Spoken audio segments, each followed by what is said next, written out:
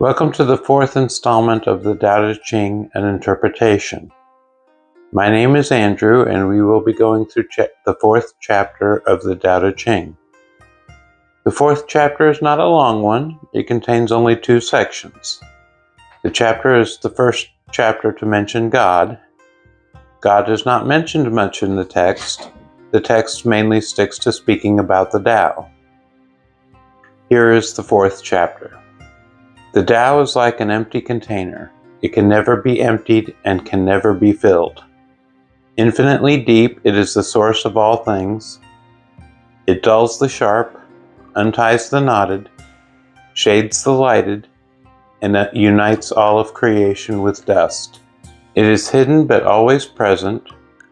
I don't know who gave birth to it. It is older than the concept of God. See, there is not too much to this chapter in the way of text. In meaning, there is a lot to it, though. Let's look at the first section. The Tao is like an empty container. It can never be emptied and never be filled. Infinitely deep, it is the source of all things. It dulls the sharp, unties the knotted, shades the lighted, and unites all of creation with dust. There are really 2 things going on with this section. First is the analogy to describe part of the nature of the Tao. Like an empty container, it can never be emptied. It is endless, like an infinitely deep container. But it is the source of all things. It is the source that was described in the first chapter. It can never be filled because all things are possible. If it can be imagined, the Tao has created it.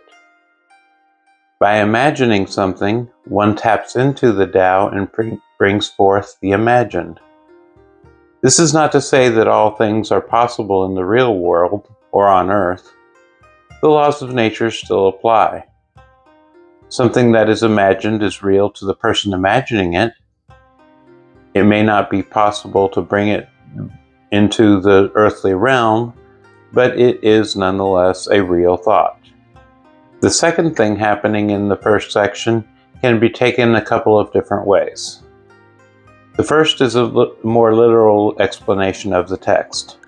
It dulls the sharp, unties the knotted, and that sort of thing. This can simply be examples of how the Tao works in the natural world. It does all these things, uniting all of creation in the process. Basically, it could mean that whatever you want from the Tao, no matter how difficult, it can be done. Another take on the second part of the first section is that the Tao, and nature which the Tao works through, strives to achieve balance. Extremes are not common in nature. Nature naturally dulls the sharp. Look at the rocks in a river or stream. They are dulled over time, becoming rounded. Knots do not occur in nature all that often. Nature does not like that sort of thing. Granted, there are some extremes in nature, like the severe storms and periods of extreme cold or heat. But these extremes are the exception, not the norm. Generally, nature likes balance. After all, even the strongest storm eventually plays itself out. If it were not for the turning and the orbiting of the Earth, things would find a point of balance and not change. But the Earth does turn on its axis, and the Earth orbits around the Sun, exposing different parts of the globe to the sunshine at different times. These things keep things changing. But nature keeps trying to find a balance. One with the Tao would also want to find and keep balance. It is like the master of chapter 2. The master works with nature in a natural way to achieve what they desire. Works that are in balance are more likely to endure.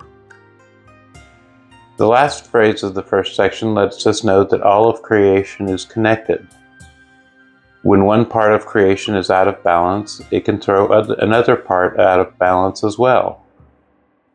Think about your life and how different parts are connected. A hard day at work may affect your home life. The stress of one environment affects the other. People talk about work-life balance. There should be a balance between that which you should or have to do and that which you want to do. One should not dominate the other.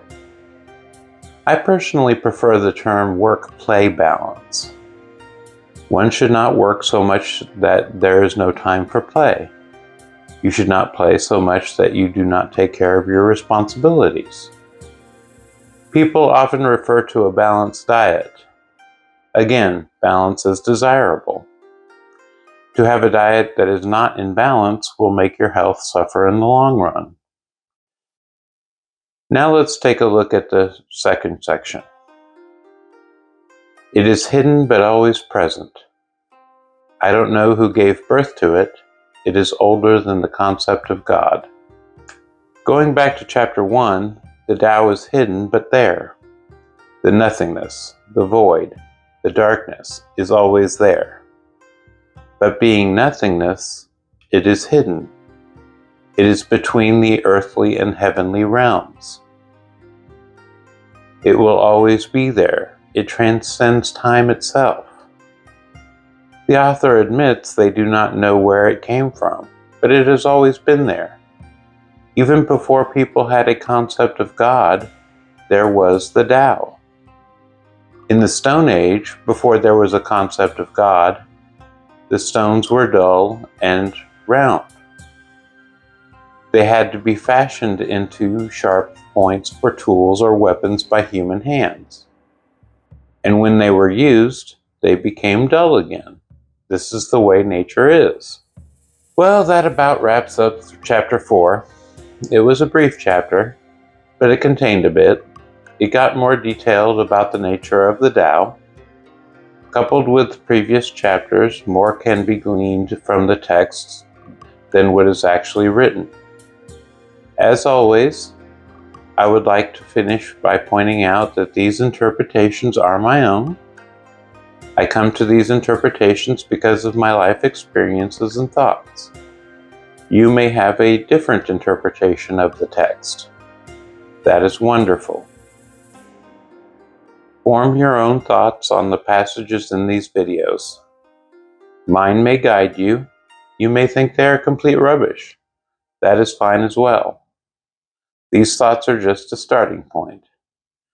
I would like you to share your thoughts in the comments for this video if you would like.